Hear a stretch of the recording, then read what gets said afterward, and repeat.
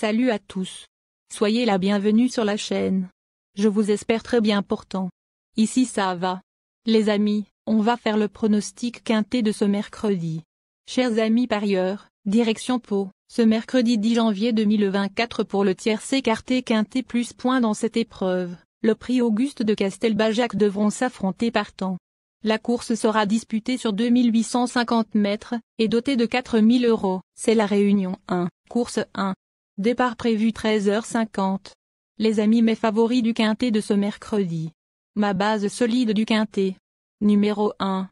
Écarté de la compétition pendant 8 mois, ce premier atout de Daniel Hamel évolue sur la montante. Pour son retour sur l'hippodrome du Pont-Long, il a longtemps fait illusion pour la victoire, dans la course référence. Déjà lauréat avec Jam Revelet, il s'annonce incontournable. Mon coup de cœur. Numéro 10.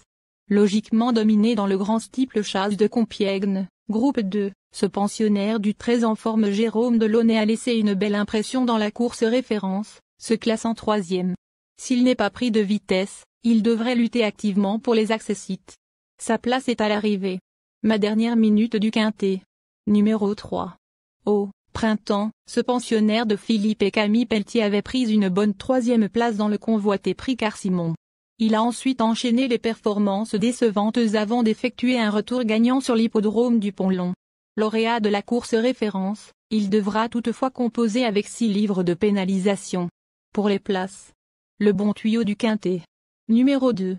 Ce fils de Joshua Trey ne compte que 2 sorties sur le steeple chasse, mais n'a encore jamais connu la défaite.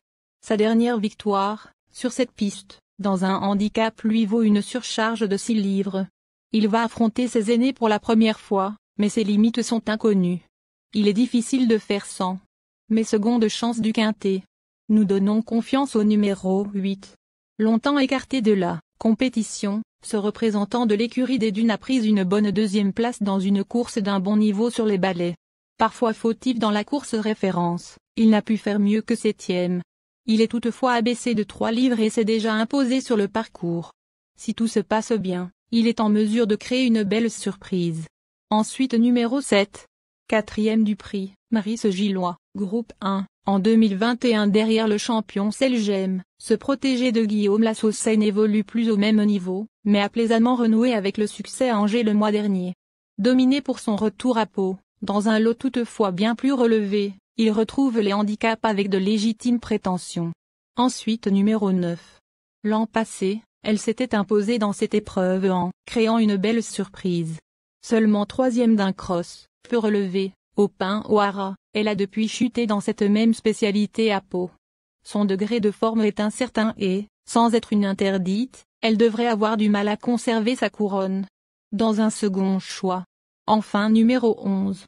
Pour sa première sortie avec les Hyères, ce 2e atout de Fabrice Fouché s'est classé 4e de la course référence, tout en commettant une faute sur l'avant-dernier obstacle. Si tout se passe bien, il devrait prendre une part active à l'emballage final.